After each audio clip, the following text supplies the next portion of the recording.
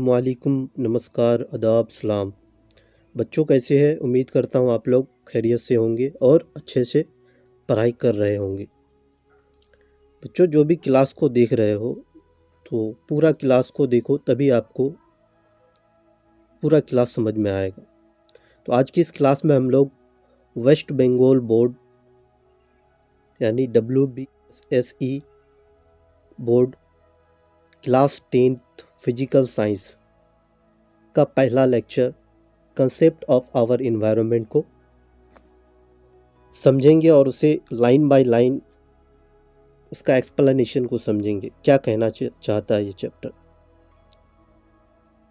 तो क्लास को शुरू करते हैं। क्लास को शुरू करने से पहले हम फिजिकल साइंस क्या होता है, फिजिकल साइंस का कितना ब्रांच है, कितना मेन क्लासेस है, उसके बाद फिजिक्स वर्ड्स को कौन दिया था और कहाँ से आया है। तो फिजिकल साइंस साइंस का एक ब्रांच है। क्या है? साइंस का एक ब्रांच है। The science which deals with non living thing, यानी ऐसा साइंस जिसमें हम लोग नॉन लिविंग थिंग के बारे में स्टडी करते हैं, जिसमें जान नहीं होता है। ये किस चीज़ से मिलकर बना होगा? एटम्स, यानी दुनिया का हर वो चीज़ किस चीज़ से मिलकर बना हुआ? Atom. Everything in the universe are made up of atom. There are two main classes of physical science. Physical science का दो इम्पोर्टेंट क्लास है। पहला है फिजिक्स, दूसरा है केमिस्ट्री। तो फिजिक्स को समझते हैं क्या होता है। फिजिक्स साइंस का ब्रांच है जिसमें हम लोग नेचर और नेचुरल फेनोमेना का स्टडी करते हैं। नेचर मीन्स जो हमारे वातावरण, इन्वायरमेंट है, इन्वायरमेंट में जितने भी कुदरती घटनाएं होती है, जैसे दिन और रात का होना और पंखे का घूमना, रोशनी का एक जगह से दूसरे जगह ट्रेवल करना, ये क्या है? फिजिक्स ही तो है।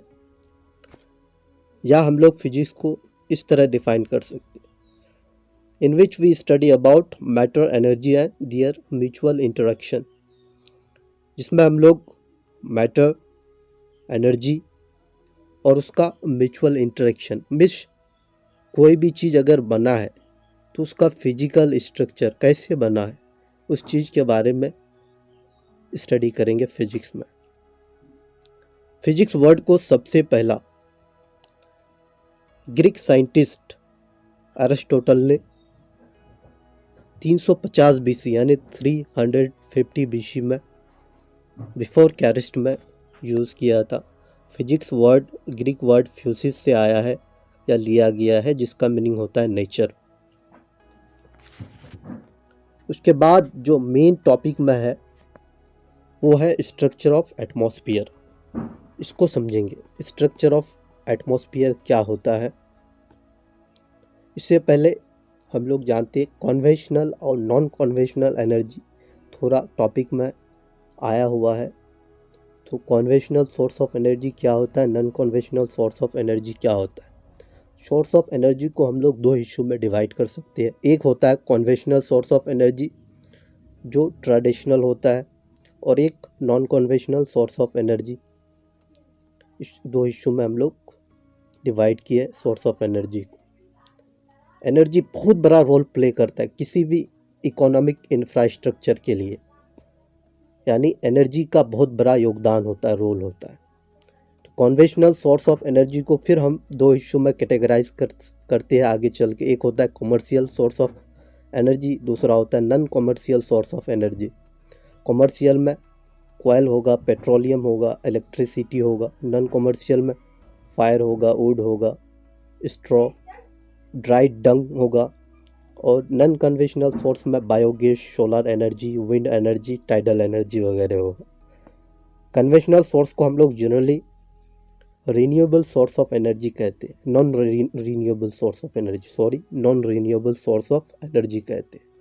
नॉन रीन्यूएबल मीन्स जिसे हम लोग वापस नहीं लेके आ सकते हैं। जैसे कोयला अगर एक बार जल जाता है तो उसे दोबारा वापस लेके आना पॉसिबल नहीं है। पेट्रोलियम को भी दोबारा वापस लेके नहीं आ सकते हैं। तो ये लिमिटेड सोर्स में अवेलेबल होता है, लिमिटेड क्वांटिटी में अवेलेबल होता है और इससे पॉल्यूशन पैदा होता है, जिससे इन्वायरमेंट में बहुत ज़्यादा इसका असर होता है। ये कमर्शियल और इंडस्ट्रियल पर्पस में यूज़ किया जाता है, जैसे कोयल, फॉसिल फ्यूल, पेट्रोलियम, हाइड्रोकार्बन वगैरह कन्वेंशनल सोर्स ऑफ एनर्जी में आते हैं। दूसरा होता है non conventional source of energy. Non conventional source of energy क्या होता है? इसको हम लोग रिन्यूएबल कर सकते हैं। ये हम लोग हाउस होल्ड पर्पज़ के लिए यूज़ करते हैं, इससे कोई भी पॉल्यूशन नहीं होता है। और इसमें विंड एनर्जी होगा, सोलर एनर्जी होगा, बायोमास होगा, nuclear energy, tidal energy, geothermal. इसका यूज़ तो हम लोग करते हैं, लेकिन इतना वाइड यानी वाइडली यूज़ नहीं करते इसको। अब हम लोग समझते हैं स्ट्रक्चर ऑफ एटमॉस्फेयर, जो बहुत ही ज़रूरी है। एटमॉस्फेयर क्या है? एटमॉस्फेयर क्या होता है? सबसे पहला हम लोग समझते हैं एटमॉस्फेयर मिक्सचर ऑफ गैसेस। ये जो पूरा अर्थ है, जहाँ तक हवा पाया जाता है, हवा से घिरी हुई, जहाँ तक हवा मिलेगा, और हवा का घिरा हुआ एक गिलाफ होता है ब्लैंकेट के तरह, उसे ही हम लोग एटमॉस्फेयर कहते हैं। तो सबसे पहला, इससे पहले हम अर्थ के बारे में जानते हैं। अर्थ क्या होता है, क्योंकि अर्थ के ऊपर एटमॉस्फेयर है। अर्थ के नीचे के बारे में सबसे पहला जानते हैं। अर्थ के नीचे क्या क्या होता है? तो हम लोग जहाँ रहते हैं उसको क्या कहते हैं? इस लेयर को लिथोस्फीयर कहते हैं। जहाँ हम लोग रहते हैं उसको लिथोस्फीयर कहते हैं या क्रस्ट कहते हैं। उसके जस्ट नीचे होता है अपर क्रस्ट, फिर लोअर क्रस्ट। अपर क्रस्ट में क्या क्या चीज़ पाया जाएगा? SiL। SiL का मतलब होता है सिलिकॉन एंड एल्युमिनियम। उसके बाद ये जो होता है 70 किलोमीटर तक फैला हुआ होता है अपर और लोअर क्रस्ट। 70 किलोमीटर तक ज़मीन के नीचे, जहाँ आप खड़े हैं वहाँ से 70 किलोमीटर अंदर तक लोअर क्रस्ट फैला हुआ है। तो लोअर क्रस्ट में क्या पाया जाता है? लोअर क्रस्ट में सीमा का मतलब सिलिकॉन एंड मैंगनीज पाए जाते हैं। इसके बाद ये जो लाइन होता है, इस लाइन को बोलते हैं मोहोविर्किक डिसकंटिन्यूटी, जो लोअर क्रस्ट और मेंटल को अलग करता है। उसके बाद उसके नीचे होता है मेंटल। ये 70 से 2900 किलोमीटर तक फैला होता है। 70 से 2900 किलोमीटर तक फैला होता है। और उसके नीचे जो लाइन कोर और मेंटल से अलग करता है, उसे गुटनबर्ग डिसकंटिन्यू कहते हैं। फिर उसके नीचे आउटर कोर होता है जो मॉल्टन स्टेट में होता है, और फिर इसके नीचे इनर कोर होता है। मॉल्टन स्टेट में यहाँ जितने भी चीज़ पाए जाएंगे यहाँ मॉल्टन स्टेट में होंगे, ये वाला अर्थ के कोर में, और इसमें इनर में सॉलिड होंगे, जिसके वजह से हमारे अर्थ स्टेबल है। इनर कोर के वजह से ही अर्थ स्टेबल होता है। यहाँ टेम्परेचर यानी इनर कोर में टेम्परेचर बहुत ज़्यादा होता है और प्रेशर भी बहुत ज़्यादा होता है, और आउटर कोर में टेम्परेचर बहुत ज़्यादा होता है लेकिन प्रेशर कम होता है। ये 2900 किलोमीटर से 3500 किलोमीटर यानी 6500 किलोमीटर तक फैला हुआ है। तो हम लोग कहाँ रहते हैं? लिथोस्फीयर, यानी ज़मीन के नीचे वाला ये लेयर है। ये जो पार्ट हम लोग पढ़े अभी, ये ज़मीन के नीचे सबसे पहला अपर क्रस्ट होता है, लोअर क्रस्ट होता है, मेंटल होता है, आउटर कोर, इनर कोर। और इनर कोर में क्या क्या पाए जाते हैं? आयरन पाए जाते हैं और सिलिकॉन पाए जाते हैं। अब जानते हैं एटमॉस्फेयर क्या होता है। एटमॉस्फेयर मिक्सचर ऑफ गैस है। क्या है? मिक्सचर ऑफ गैस है। Due to gravity on our earth the atmosphere is inseparable from earth. Atmosphere के वजह यानी ग्रेविटी के वजह से हम लोग अर्थ को एटमॉस्फेयर से अलग नहीं कर सकते। ये एक ब्लैंकेट के तरह कवर किया हुआ, हवा के चारों तरफ जहाँ तक हवा मिलता है, हवा के घिरी हुई जो चादर है उसे ही हम लोग एटमॉस्फेयर कहते हैं। ये 3200 किलोमीटर तक फैला हुआ है। Due to atmosphere earth is balance. Atmosphere की वजह से अर्थ बैलेंस किया हुआ है। अगर एटमॉस्फेयर नहीं होता तो रात के वक्त इतनी ठंड हो जाती कि हम इस धरती पे, इस ज़मीन पे अपना ज़िंदगी को गुजार नहीं सकते। Denser layer spread up to 300 to 500 kilometre. हवा का जो डेंसर लेयर है ये 300 किलोमीटर से 500 किलोमीटर तक फैला हुआ है। Due to atmosphere we save from ultra violet rays and cosmic rays. हम लोग एटमॉस्फेयर के वजह से ही अल्ट्रा वायलेट रेज और कॉस्मिक रेज से बचे हुए हैं। क्यों? क्योंकि एटमॉस्फेयर के पास बहुत सारे लेयर्स होते हैं। वो सारे लेयर्स के बारे में भी हम लोग आगे डिस्कस करेंगे। उससे पहला जानते हैं कंपोजिशन ऑफ एटमॉस्फेयर क्या क्या है। एटमॉस्फेयर किस किस चीज़ से मिलकर बना हुआ है। एटमॉस्फेयर में सबसे ज़्यादा जो क्वांटिटी में, अमाउंट में गैस पाए जाते हैं या एयर पाए जाते हैं, वो नाइट्रोजन पाए जाते हैं। एटमॉस्फेयर क्या है? मिक्सचर ऑफ गैस है। ये सारे गैसों का मिक्सचर है। Nitrogen, oxygen, argon, carbon dioxide, neon, other gas in traces amount में है। तो ये सारे गैसों का मिक्सचर है एटमॉस्फेयर। जहाँ तक पाए जाएंगे ये सारे गैस, वहाँ तक हम क्या बोलेंगे? एटमॉस्फेयर। हवा का घिरा हुआ गिलाफ। तो इस एटमॉस्फेयर में नाइट्रोजन 78% पाए जाते हैं, ऑक्सीजन 21%, आर्गन 0.93%, ऑक्सीजन 0.03%, नियन 0.0018% और अदर गैस है ट्रेसेस अमाउंट बहुत ही कम मात्रा में। नाइट्रोजन और ऑक्सीजन मिलकर के 99% है हवा में। हवा में जो गैस है वो 99% क्या है? नाइट्रोजन और ऑक्सीजन है। विदाउट ऑक्सीजन हम लोग सर्वाइव नहीं कर सकते। हम लोग तो एयर इनहेल करते। क्या इनहेल करते? एयर इनहेल करते। तो नाइट्रोजन का क्या ज़रूरत है? हम तो सांस लेते हैं ये सारे गैसेस को, लेकिन इनमें से जो ज़रूरत होता है हमारे लिए वो ज़्यादा मात्रा में ऑक्सीजन की ज़रूरत होता है। क्यों? क्योंकि जो हम लोग खाना खाते हैं उस खाना को ब्रेक डाउन करने के लिए, यानी ग्लूकोज को ब्रेक डाउन करने के लिए C6H12O6 जो ग्लूकोज का फॉर्मूला, उसे ब्रेक डाउन करके उससे एनर्जी रिलीज़ करवाने के लिए ऑक्सीजन की ज़रूरत पड़ती है। इसलिए हम लोग सांस लेते हैं और सांस के थ्रू नाइट्रोजन भी इन करता है, ऑक्सीजन भी, और भी अदर गैस इन करता है। लेकिन हमारे जो लंग्स है वो लंग्स ये सारे गैस को बाहर निकाल देती है, ऑक्सीजन को यानी ट्रैप करके, एल्वियोली में ट्रैप करके ब्लड के साथ मिक्स करके बॉडी के डिफरेंट सेल तक लेके जाते हैं और वहाँ से एनर्जी को रिलीज़ करवाता है। और नाइट्रोजन का क्या ज़रूरत है? हमारे बॉडी में नाइट्रोजन एक कूलेंट एजेंट के तरह काम करता है। सबसे अच्छा कूलेंट रिएजेंट कौन है? नाइट्रोजन है।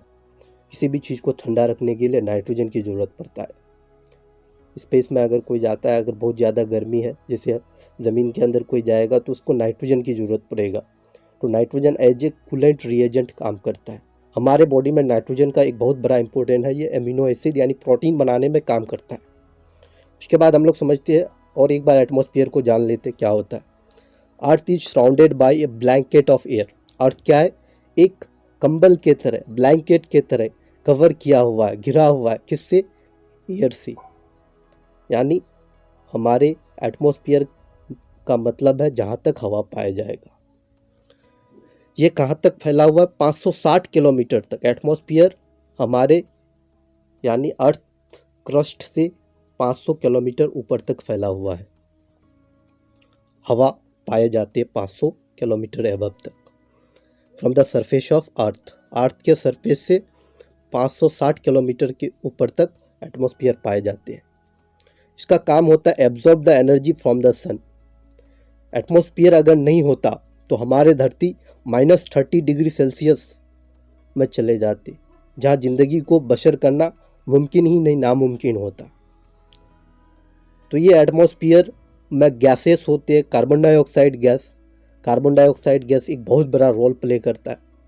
एक ग्रीन हाउस गैस भी है, जिसकी वजह से हमारे एटमॉस्फेयर गर्म रहती है। रात में टेम्परेचर बैलेंस किया हुआ रहता है। दिन का जो हीट होता है उस हीट को ट्रैप करके ये गैस रखते हैं। तभी हम लोग रात को जी पाते हैं। मरकरी में एटमॉस्फेयर नहीं है, दिन के टाइम वहाँ 1500 डिग्री सेल्सियस होता है, रात के टाइम इतनी ठंडी होती है कि वहाँ 1000 डिग्री सेल्सियस से अबव चले जाते हैं, 2000 डिग्री सेल्सियस तक चले जाते हैं। क्यों? क्योंकि वहाँ एटमॉस्फेयर नहीं है। अगर एटमॉस्फेयर होता तो वहाँ भी गर्मी होता। क्यों? इसलिए होता क्योंकि एटमॉस्फेयर में कुछ ग्रीन हाउस गैस पाए जाते हैं, जैसे मीथेन, CO2, CFC। इसका होना ज़रूरी है, लेकिन बहुत ज़्यादा अमाउंट में ज़रूरी नहीं है। अगर बहुत ज़्यादा अमाउंट में हो जाएगा तो गर्मी बढ़ जाएगा, गर्मी बढ़ेगा तो जो बर्फ़ है वो बर्फ़ पिघल के समंदर का लेयर जो है, पानी की सतह है, वो बढ़ जाएगा और बहुत सारे आइलैंड्स जो है, क्यूबा आइलैंड्स है, नौरू आइलैंड्स है, ये सारे आइलैंड्स ख़त्म हो जाएंगे। इसका काम और भी है एटमॉस्फेयर का, recycle water and other chemical. Water को रिसाइकल करना। वाटर का रिसाइकल कैसे होता है? यानी नदी है, समंदर है, तालाब है, रिवर्स वगैरह से पानी एवापोरेट होकर के ऊपर बादल बन जाता है, जाकर के वेपर के शक्ल में वो ऊपर जाता है और वो फिर बाद ठंडा होकर के बादल बनता है। फिर वो ठंडा होने के बाद बारिश के शक्ल में ज़मीन में गिरने लगता है। तो ये वाटर का रिसाइकल करता है। और केमिकल्स का, protect earth from high energy radiation. ये एटमॉस्फेयर हमें हाई एनर्जी वाला रेडिएशन से भी बचाता है, जैसे कॉस्मिक रेज और अल्ट्रा वायलेट रेज। अगर ये अल्ट्रा वायलेट रेज और कॉस्मिक रेज डायरेक्टली किसी भी इंसान के ऊपर या किसी भी ऑर्गेनिज्म या जानदार के ऊपर पड़ेगा तो वो जल के ख़त्म हो जाएगा। अगर ये एटमॉस्फेयर नहीं होता, एटमॉस्फेयर का लेयर नहीं होता, तो अल्ट्रा वायलेट रेज और कॉस्मिक रेज की वजह से ये धरती में सिर्फ आग ही आग होता, जल जाता, कोई भी चीज़ बाकी नहीं रहता, किसी भी चीज़ का वजूद नहीं रहता। ये एटमॉस्फेयर बहुत ही बड़ा रोल प्ले करता है, अलग अलग गैसों का मिक्सचर है। तो ग्रीन हाउस गैस ज़रूरी है, लेकिन हम लोग इतने ज़्यादा कर दिए हैं कि अब हमारे लिए बहुत ज़्यादा मुश्किल हो गया है। जो हमारा ओजोन लेयर है उसका डिप्लेशन होना शुरू हो गया है और अंटार्कटिका और ऑस्ट्रेलिया जैसी जगह में जो ओजोन का लेयर है वहाँ थोड़ा डिप्लीट हो गया। डिप्लीट मीन्स थोड़ा सा सुराख हो गया, जिसकी वजह से अल्ट्रा वायलेट रेज और कॉस्मिक रेज, इंफ्रारेड जैसे खतरनाक रेज सूरज से निकलती है, ये डायरेक्टली हमारे अर्थ तक पहुँच रहा है और जिसकी वजह से अंटार्कटिका में जो बर्फ़ है वो बर्फ़ पिघल करके समंदर का जो सतह है वो आहिस्ता आहिस्ता बढ़ रहा है। इसके बाद हम समझते हैं एटमॉस्फेरिक प्रेशर होता क्या है। एटमॉस्फेरिक प्रेशर एक तरह का प्रेशर है, जिसे एटमॉस्फेयर का लेयर होता है। तो एक के बाद एक लेयर होता है। जैसे एटमॉस्फेयर का सबसे पहला लेयर ट्रोपोस्फियर होता है, दूसरा होता है स्ट्रेटोस्फियर, मेसोस्फियर, आइनोस्फियर, एक्सोस्फियर। ये लेयर होते हैं एटमॉस्फेयर के। तो हर एक लेयर में एक प्रेशर होता है, उस प्रेशर को बर्दाश्त करने की सलाहियत को ही हम लोग एटमॉस्फेरिक प्रेशर कहते हैं। इंग्लिश में क्या होता है? एक तरह का फोर्स है जो पर यूनिट एरिया में लगता है, per unit area exerted in a surface, किसी भी सरफेस में, by the weight of air, air के जरिया लगाया गया फोर्स किसी भी सरफेस में। मान लो ये सरफेस है, मान लो हम हैं, तो यहाँ अर्थ के सरफेस में बहुत ज़्यादा प्रेशर होता है। अर्थ के सरफेस में एयर का प्रेशर बहुत ज़्यादा इसलिए होता है क्योंकि यहाँ बहुत ज़्यादा घनी डेंस मात्रा में एयर होती है। जैसे जैसे हम लोग एबव जाते हैं तो हवा का जो डेंसिटी होता है वो कम होते जाता है और प्रेशर भी कम होते जाता है। तो इसी को हम लोग क्या कहते हैं? एटमॉस्फेरिक प्रेशर कहते हैं। हवा के जरिया लगाया गया किसी भी ऑब्जेक्ट के सरफेस में, उसे ही एटमॉस्फेरिक प्रेशर कहते हैं। On the surface of earth atmospheric pressure is very high, यानी जो अर्थ का सरफेस है, अर्थ के सरफेस में एटमॉस्फेरिक प्रेशर बहुत ज़्यादा होता है।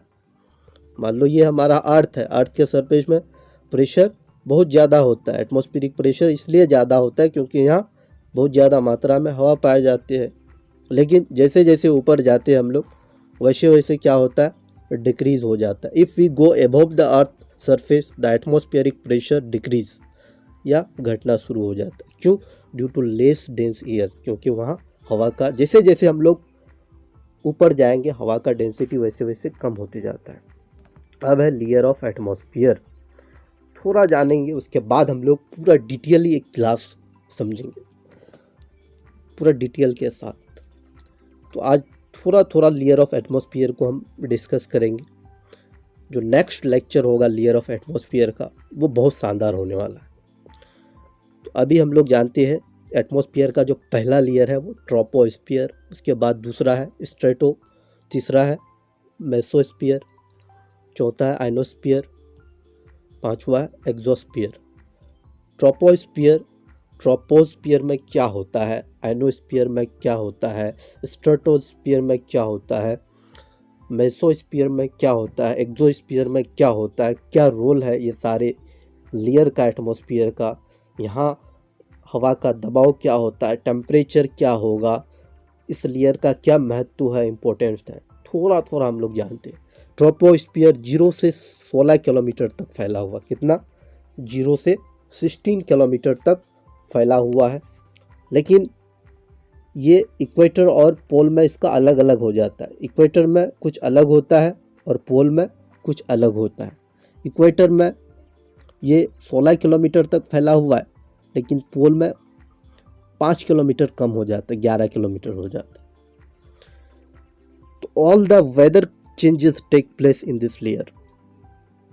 मौसम का जितने भी कंडीशन होते हैं, वेदर का जितना भी कंडीशन होता है, चेंजेस होता है, परिवर्तन होते वेदर में, ये सारे परिवर्तन इसी लेयर में होते ट्रोपोस्फियर में। जैसे बारिश का होना, बादल, उसके बाद रेनफॉल, ये सारे लेयर्स इसी लेयर्स में होते हैं ट्रोपोस्फियर में। जितने भी वेदर कंडीशन होगा, वेदर में जितने भी चेंजेस आएंगे, ये सारे चेंजेस ट्रोपोस्फियर में होगा। इसीलिए हम ये वाला लाइन लिख दिए, बारिश का होना वगैरह वगैरह, जितना भी वेदर कंडीशन में जितना भी चीज़ आएगा। यहाँ क्या होगा, जैसे जैसे हम लोग ऊपर जाएंगे, हाइट के तरफ इंक्रीज़ करेंगे, वैसे वैसे यहाँ क्या होगा, टेम्परेचर और प्रेशर डिक्रीज़ होगा। इस लेयर में ऊपर जाने पर टेम्परेचर और प्रेशर क्या होता है, डिक्रीज़ होता है। अगर हम लोग 165 मीटर एबव चले जाते हैं तो -1 डिग्री सेल्सियस करके घटना शुरू होगा, और 300 मीटर पे -34 पास्कल प्रेशर घटेगा। तो जैसे जैसे हम लोग ट्रोपोस्फियर में ऊपर जाते हैं वैसे वैसे टेम्परेचर और प्रेशर क्या होता है, डिक्रीज होता है। इसमें हाईएस्ट 15 डिग्री सेल्सियस से 56 डिग्री सेल्सियस तक टेम्परेचर होते हैं।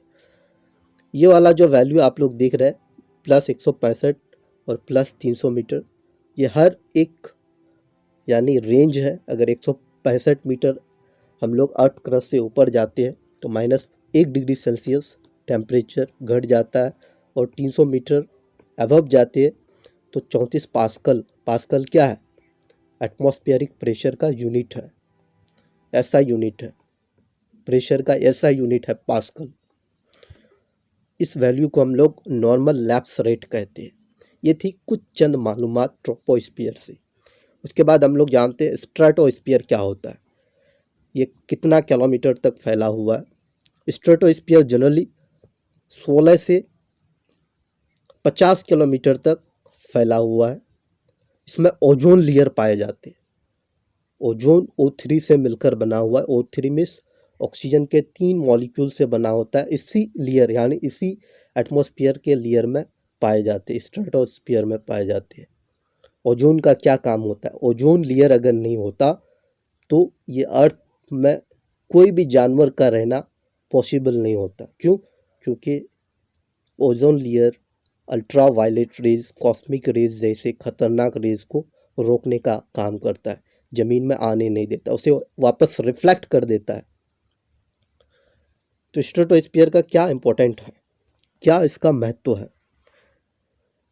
बड़ा बड़ा जो एरोप्लेन है, जैसे इंटरनेशनल जितने भी फ्लाइट्स होते हैं, जितने भी एरोप्लेन होते हैं, अगर वो यहाँ से हम लोग अमेरिका जाएंगे या सऊदी अरब जाएंगे तो स्ट्रेटोस्फियर में वो उड़ना प्रेफर करता है। इसलिए पसंद करता है क्योंकि स्ट्रेटोस्फियर में कोई भी वेदर चेंजेस नहीं होता है, इसमें नो वेदर चेंज होता है। ना तो वहाँ बारिश होगा, ना तो आंधी होगा, ना तूफान होगा, कोई भी चीज़ नहीं होगा, ना तो इसमें हवा होता है। इसी वजह से स्ट्रेटोस्फीयर में एरोप्लेन बहुत ही स्मूथली सफ़र करता है, ट्रैवल करता है, जो पैसेंजर बैठे हुए रहते हैं उसको पता भी नहीं चलता है। लेकिन जो डोमेस्टिक एरोप्लेन होते हैं वो ट्रोपोस्फीयर में होता है। क्यों? क्योंकि ये 1-2 घंटा या 3 घंटा में पहुंचा देते हैं। इसी वजह से हम लोग को थोड़ा जर्किंग या चक्कर आता है एरोप्लेन में, क्योंकि वो ट्रोपोस्फीयर में ही डोमेस्टिक जितने भी एरोप्लेन होते हैं वो ट्रोपोस्फीयर में फ्लाई करते हैं। उसके बाद स्ट्रेटोस्फीयर तो हम लोग पढ़ चुके कितना किलोमीटर तक। किसी बुक में 16 से 80 किलोमीटर है, किसी बुक में 16 से 50 किलोमीटर है। इसमें फिर ओजोन लेयर होते हैं जो 10 किलोमीटर तक फैले हुए रहते हैं। उसके बाद इसमें कुछ important gas nitrogen, oxygen, O3 में ओजोन गैस पाए जाते हैं। इसमें टेम्परेचर डिक्रीज़ हो जाता है, इसमें भी टेम्परेचर डिक्रीज़ होता है, -50 डिग्री सेल्सियस से -2 डिग्री सेल्सियस तक चले जाते हैं। उसके बाद तीसरा लेयर है मेसोस्फीयर। मेसोस्फीयर ये कितना किलोमीटर तक? 50 से 80 किलोमीटर तक फैला हुआ है। तो जनरली हम समझते हैं स्ट्रेटोस्फीयर 16 से 50 किलोमीटर होना चाहिए, 1650 किलोमीटर, 16 से 50 किलोमीटर तक। मेसोस्फीयर 50 से 80 किलोमीटर तक फैला हुआ है। एटमॉस्फेयर का जो सबसे ठंडा लेयर है, कोल्डेस्ट लेयर, वो मेसोस्फीयर है। इसमें मेटियोर्स जैसे खतरनाक बर्निंग मेटियोर्स पाए जाते हैं। मेटियोर्स समझते होंगे आप लोग, हम पिक्चर में दिखा देंगे मेटियोर्स क्या होता है। उसके बाद चौथा होता है आयनोस्फीयर।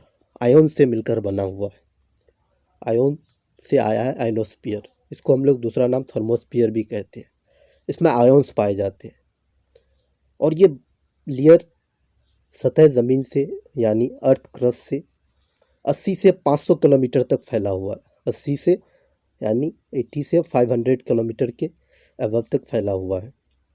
जितने भी रेडियो वेव होते हैं, जितने भी सैटेलाइट्स होते हैं, जितने भी रेडियो वेव्स होते हैं, रेडियो कम्युनिकेशन होती है, ये सारे इसी लेयर में होते हैं।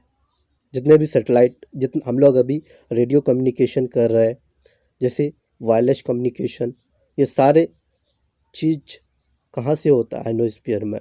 आयनोस्फीयर में आयन्स पाए जाते हैं। ये रेडियो वेव को रिफ्लेक्ट करके ट्रांसमीटर तक भेजता है, रिसीवर से ट्रांसमीटर तक भेजता है। तो आयनोस्फीयर अगर नहीं होता तो हम लोग टेली कम्युनिकेशन या रेडियो कम्युनिकेशन नहीं कर पाते। जैसे फ़्लाइट में वो जो हाथ में देख रहे हो ट्रांसमीटर, उसी के मदद से हम लोग बात करते हैं। जैसे वो यानी रेलवे में भी यूज़ किया जाता है। उसके बाद लास्ट लेयर है एक्सोस्फीयर।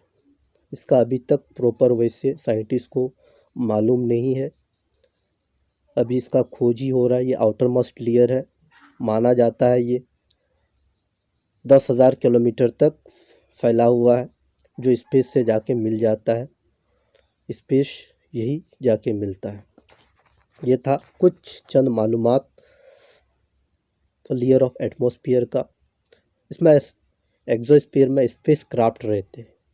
जितने भी आप स्पेस क्राफ्ट देखेंगे, आज अभी स्पेस क्राफ्ट के बारे में रिसर्च हो रहा है कि क्या क्या पाए जाते हैं ऊपर। तो साइंटिस्ट लोग स्पेस क्राफ्ट में जा कर के रहते हैं, तो एक्सोस्फीयर में रहते हैं। तो नेक्स्ट क्लास हम लोग पूरा अच्छे वे से एक बार और देख लेंगे लेयर ऑफ एटमॉस्फेयर को।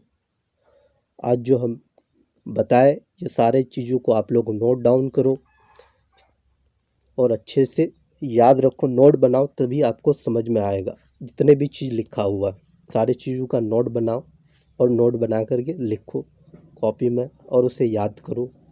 अगर समझ में नहीं आए तो कमेंट सेक्शन में कमेंट कर सकते हैं आप लोग। हम एक अच्छे वे से एक और वीडियो बना देंगे फेस टू फेस, यदि आपको ऐसे समझ में नहीं आ रहा है। तो ये थी चंद लेयर ऑफ एटमॉस्फेयर से जुड़ी हुई मालूमात, जानकारी जो आप लोग को जानना बहुत ही ज़रूरी है, क्योंकि यहाँ से 2-3 क्वेश्चन तो ऑब्जेक्टिव बन ही जाता है। कॉम्पिटिटिव एग्ज़ाम में भी बनते हैं और आपके बोर्ड एग्ज़ाम में तो एक 2 क्वेश्चन आते ही होंगे इससे। तो आप अच्छे से लेयर ऑफ एटमॉस्फेयर का क्या क्या इम्पोर्टेंस है इसे याद करो, और याद करके लोगों को भी बताओ क्या इसका इम्पोर्टेंस है एटमॉस्फेयर का। अगर एटमॉस्फेयर नहीं होता तो हम लोग क्या इस अर्थ में रह पाते? नहीं रह पाते। इसलिए नहीं रह पाते क्योंकि एटमॉस्फेयर मिक्सचर ऑफ गैसेस है, और अलग अलग गैसेस का अलग अलग इम्पोर्टेंस है। उनमें कार्बन डाइऑक्साइड एक ग्रीन हाउस गैस है, और भी बहुत सारे, मीथेन ग्रीन हाउस गैस है, नाइट्रोजन डाइऑक्साइड है, सल्फर डाइऑक्साइड है, ये सारे ग्रीन हाउस गैस है जो क्या करते हैं, टेम्परेचर को बनाए रखते हैं, बैलेंस करके रखते हैं, एटमॉस्फेयर को बैलेंस करके रखते हैं। अगर ये हम लोग बहुत ज़्यादा मात्रा में व्हीकल्स वगैरह यूज़ करने लगते हैं, पॉल्यूशन फैला दिए, जिसकी वजह से एक CFC क्लोरोफ्लोरोकार्बन जो है ये एक ग्रीन हाउस गैस है, एटमॉस्फेयर को बहुत ज़्यादा प्रभावित कर रहा है, ओजोन लेयर में डिप्लेशन कर दिया है, और जिससे ज़मीन में, धरती में बहुत ज़्यादा गर्मी बढ़ गया है। तो हम लोग को एटमॉस्फेयर को बैलेंस करने के लिए ज़्यादा से ज़्यादा पेड़ पौधे, कम से कम मात्रा में फॉसिल फ्यूल वाले ईंधन जैसे है, फॉसिल फ्यूल है, केरोसिन वगैरह का इस्तेमाल कम से कम करें।